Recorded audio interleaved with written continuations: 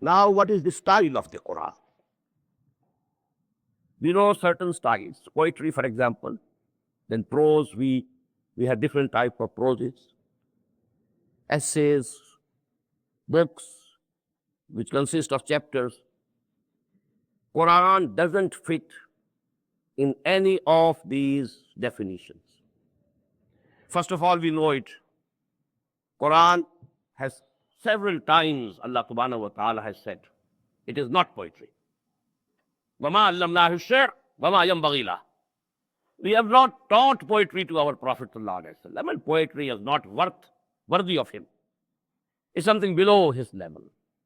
So it's not poetry.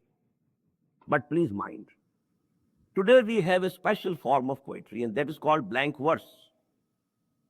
Blank verse has a resemblance to Quran, no doubt. Because in Quran they find, that sounds effect is present there. The qawafi which we call, but in Quran we call them fawasil. The same similarity of voice and sounds appearing. So actually there is a melody and there is the music.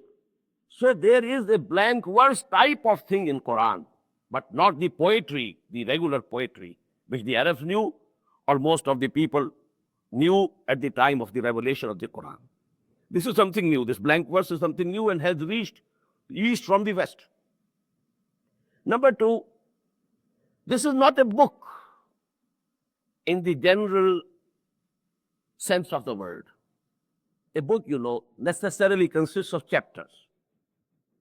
And from one chapter to another, you have to proceed. You discuss something, some issue in one chapter. Now you don't repeat it in the second. Now you go forward. Take the argument ahead. In the third chapter, now you are going further ahead. Don't repeat anything which you have said in the first chapter. This is not the beauty of the book. But we find in Quran the incident of Adam and Iblis repeated in 7 surahs.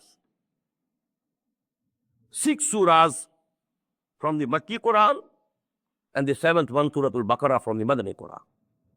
Suratul Araf, Suratul Hijr, Suratul Bani Israel, Suratul Kaf, Suratul Taha, Suratul Sad. Actually, this is not a book. That definition of book doesn't apply to it. And we can't call it surahs as chapters. Both these words are not applicable to the Quran. These things should be known, especially to the youth, so that they are not disappointed. If you think it's a book and you start reading it, you will find, well, what kind of book it is? It is repeating the same.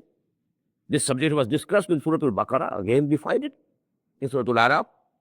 Again, we find the mention of that evil in Surah Al-Hijr. Again, in Surah Bani Israel. Again, in the very next surah, Surah Al-Kaf. So actually, this is not the book. And here, let me quote from Allama Iqbal.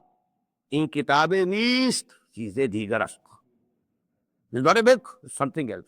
But I'm not going to the second part of this couplet because it will take me away from the topic which I'm discussing presently.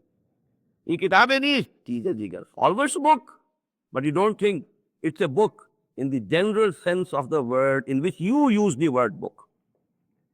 So what is it then? The style of Quran is that of sermon, khutbah, oration, oratory. We can call Quran a collection of divine orations, an oration delivered at a particular moment, then another oration being delivered at another moment. The context has changed. The conditions have changed. Some of the things are still relevant. Some other things have faded away from the relevance. So, but the relevant things had to be repeated again. But those things about which the relevance has gone will not be repeated. But the sermons are repeated. You find things repeated in sermons. So actually, sermon, I think, is not the proper word. But I can't have another word which is equivalent to khutbah. Khutbah is something very profound.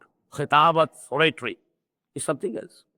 And sermon is something else. Sermon has a limited sense of giving some advice. We can call it what? But khutbah, khatib, khitabat, these words, they have a more profound connotation. So this is a collection of divine orations.